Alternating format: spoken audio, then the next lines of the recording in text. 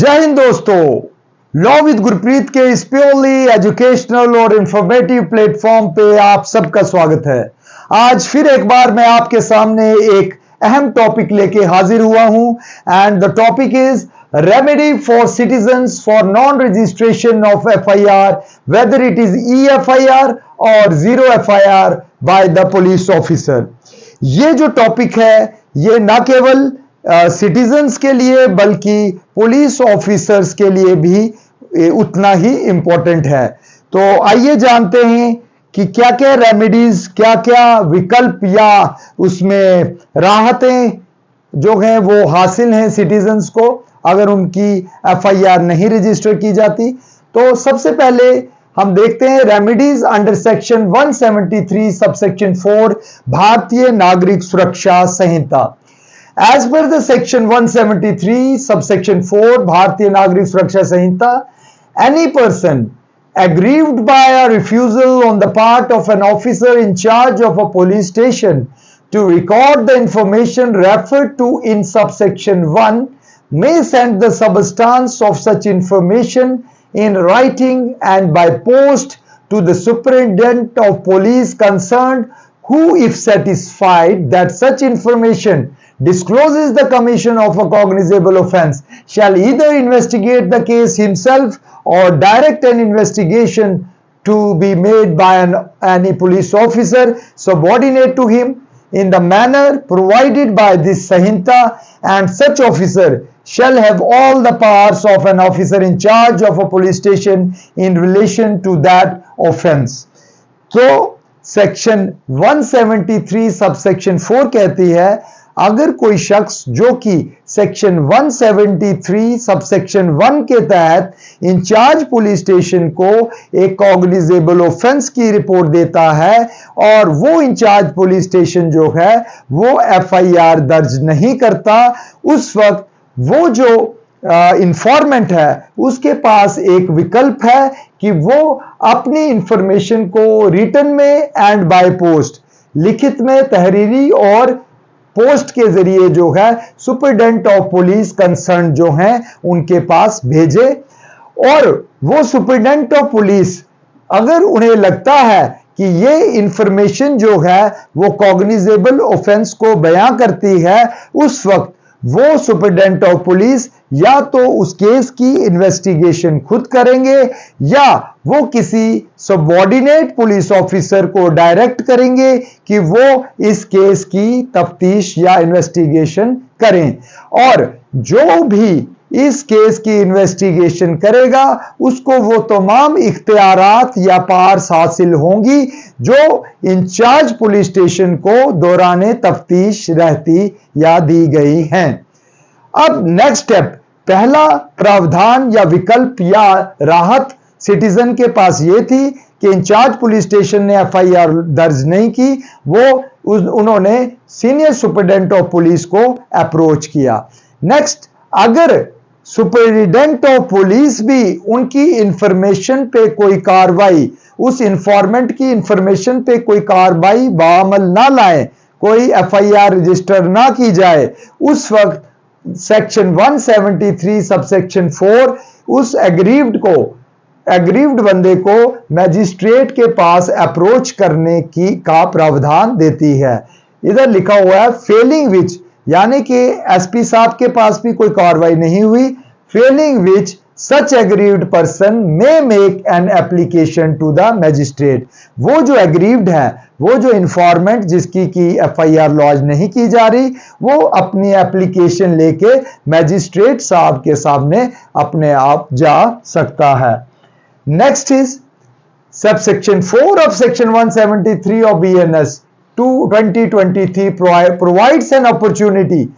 to the informant to approach the magistrate when his report is not registered either by the officer in charge of a police station or superintendent of police। जैसे कि अभी हमने जिक्र किया section 173 की subsection 4 जो है वो इख्तियारात देती है उस शख्स को कि वो अपनी कंप्लेंट लेके मैजिस्ट्रेट साहब के सामने जाए।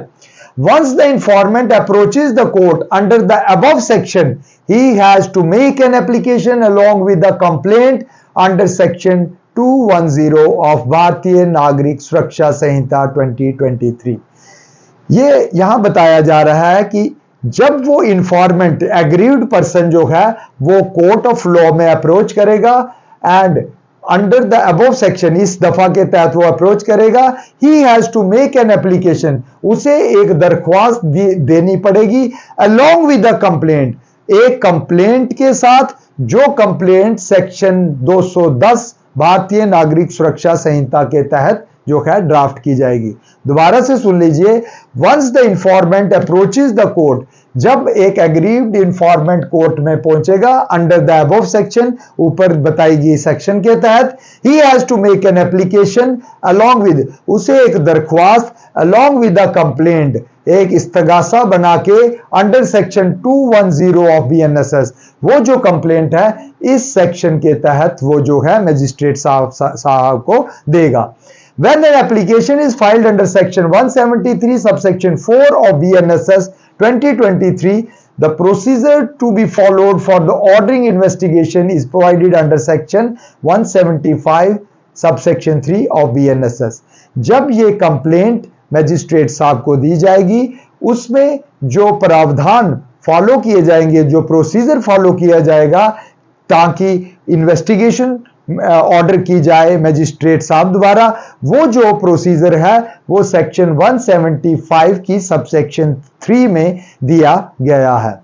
According to section 175 subsection 3 of BNSS, the magistrate firstly has to verify whether it is supported by an affidavit of complaint। सबसे पहले जो मैजिस्ट्रेट साहब हैं वो अपने आप को मुतमईन करेंगे क्या एप्लीकेशन को ड्यूली सपोर्ट किया गया है with an affidavit of complaint, जो कि हमने ऊपर डिस्कस किया। Thereafter,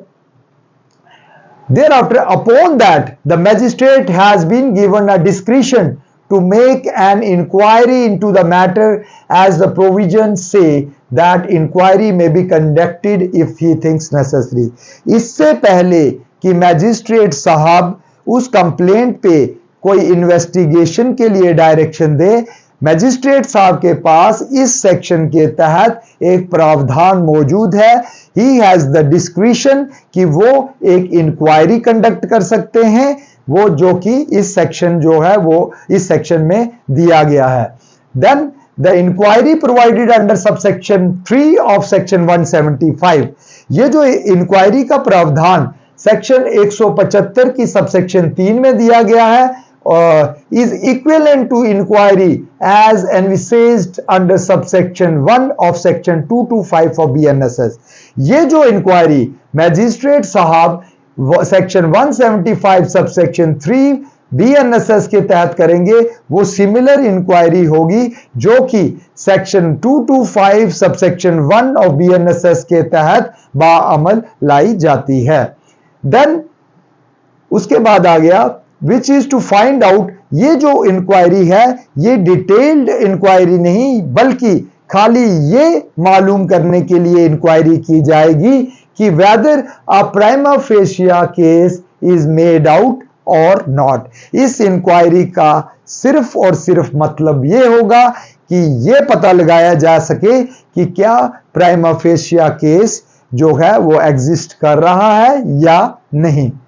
Therefore, he is not supposed to conduct a detailed inquiry so as to the sufficiency of the material for securing the conviction। वही जो मैंने आपको बताया, इस इंक्वायरी का मकसद डिटेल में कोई भी चीज जांच पड़ताल नहीं करना है, बल्कि खाली ये जानना है कि प्राइमा फेशिया केस जो है एग्जिस्ट कर रहा है या नहीं। For ordering investigation under subsection 4 of section 175 of BNSS, the magistrate has to comply with certain requirements। इससे पहले कि सेक्शन 175 की सबसेक्शन 4 के तहत मैजिस्ट्रेट जो है वो इन्वेस्टिगेशन के लिए ऑर्डर दे, उससे पहले वो ये रिक्वायरमेंट्स जानना चाहेंगे कि क्या ये रिक्वायरमेंट्स फुलफिल होती हैं या नहीं। First requirement is The magistrate shall seek a report from the superior officer of the public servant against whom a complaint has been made. सबसे पहले मैजिस्ट्रेट साहब जो हैं वो उस अफसर के जिसके खिलाफ कंप्लेंट है उसके सुपीरियर ऑफिसर से एक जो है वो रिपोर्ट लेंगे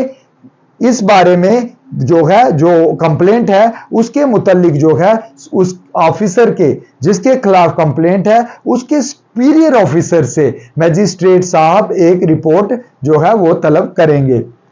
next is after receiving the above said report from the superior officer, the magistrate shall give an opportunity of hearing to the public servant against whom the complaint is filed. ये जो report हासिल की जाएगी superior officer के through उसको हासिल करने के बाद मैजिस्ट्रेट उस अफसर को जिसके खिलाफ की कंप्लेंट की गई है उसको भी एक सुनवाई का मौका देंगे ताकि वो अपने पक्ष जो है सामने रख सके कि उसने इस कंप्लेंट पे जो इंफॉर्मेंट ने दी थी कार्रवाई क्यों नहीं की. During this hearing, the magistrate shall ascertain the facts that led to the incident so alleged. इस सुनवाई के दौरान मैजिस्ट्रेट ये जानने की कोशिश करेंगे कि ये जो इंसिडेंट है जो एलेज्ड इंसिडेंट है उसमें क्या वजूहात रही हैं. In support of the assertions, the public servant may produce evidence including documents if any which led to that incident. तो वो जो पब्लिक सर्वेंट है जिसके खिलाफ कंप्लेंट है वो अपनी तरफ से वो तमाम सबूत पेश करने की कोशिश करेगा वो तमाम डॉक्यूमेंट्स या एविडेंस प्रोड्यूस करने की कोशिश करेगा जिससे कि वो इनोसेंट जो है वो माना जाए और उसकी गलती ना पाई जाए. Then after considering the material on record the magistrate may order for investigation upon satisfaction of the following grounds. अगर सुपीरियर ऑफिसर से रिपोर्ट लेने के बाद और उस जो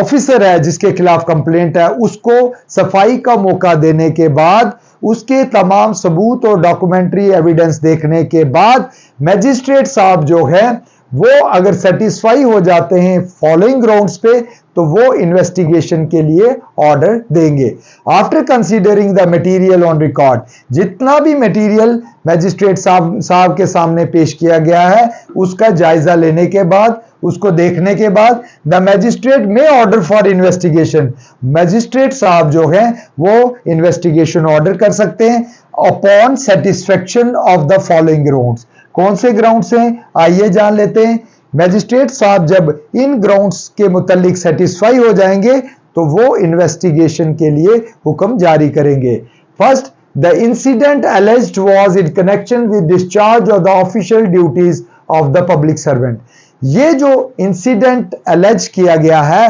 वो जो है it was in connection with the वो तब वाक़ा हुआ है जब वो पब्लिक सर्वेंट जब वो इंचार्ज पुलिस स्टेशन या दीगर पुलिस ऑफिसर वो अपने ड्यूटीज ऑफिशियल्स ड्यूटीज परफॉर्म कर रहा था तब उससे ये कोताही हुई है. Second, the assertion made by the public servant for the alleged incident is not satisfactory. Magistrate साहब ने उसको मौका दिया अपना बचाव के लिए लेकिन जो उसने अपने बचाव के लिए डॉक्यूमेंट्स एविडेंस या बात रखी उससे जो है मैजिस्ट्रेट साहब मुतमईन नहीं हुए. He failed to satisfy the magistrate regarding his innocence. Then the report given by the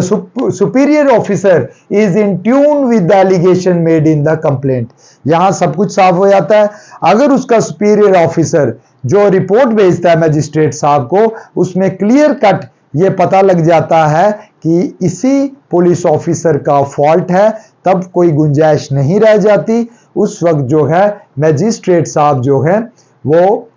तुरंत इन्वेस्टिगेशन का हुक्म जारी करेंगे.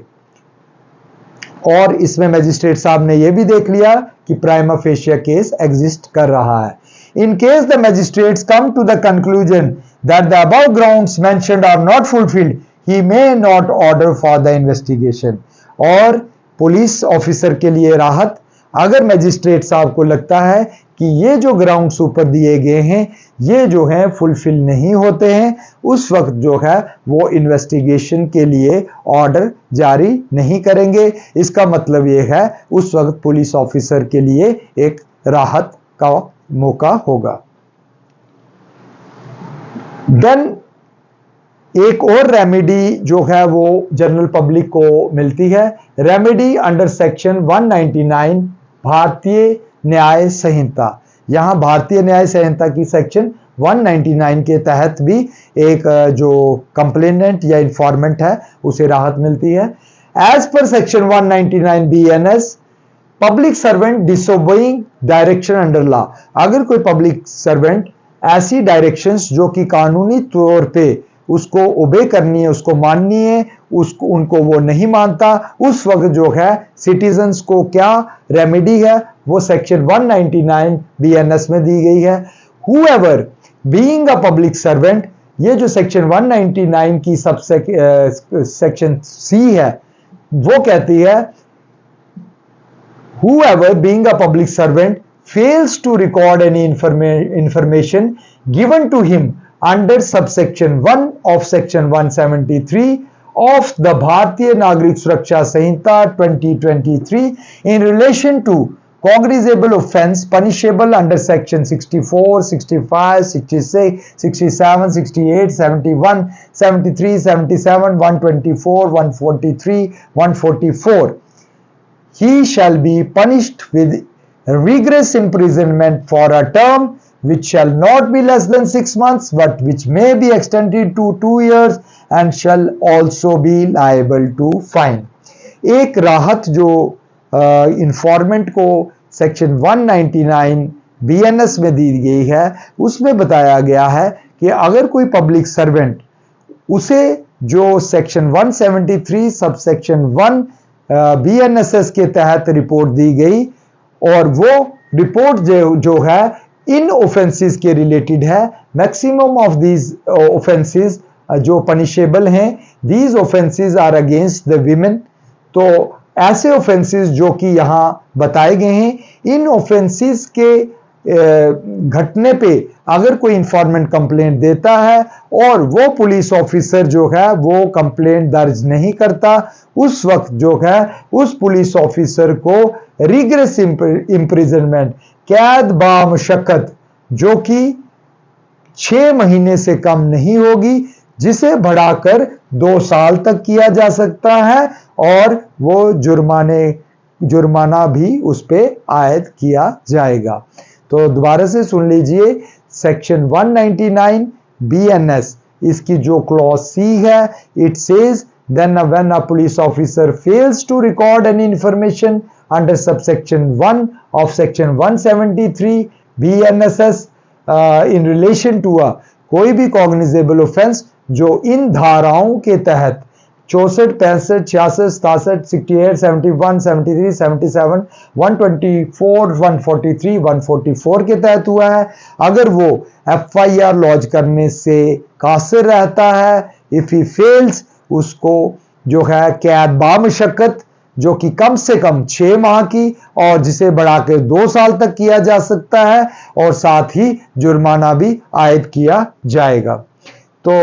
दोस्तों आपने देखा कि ये जो रेमेडीज थी अंडर BNSS और BNS, एक सिटीजन या एक इंफॉर्मेंट जिसको कि पुलिस ऑफिसर ने जिसकी कंप्लेंट दर्ज नहीं की, उसको जो है ये जो रेमेडीज हैं कानून द्वारा दी गई हैं। तो इसके साथ ही आज का ये अहम टॉपिक यहीं समाप्त करते हैं। उम्मीद है कि आपको पसंद आया होगा और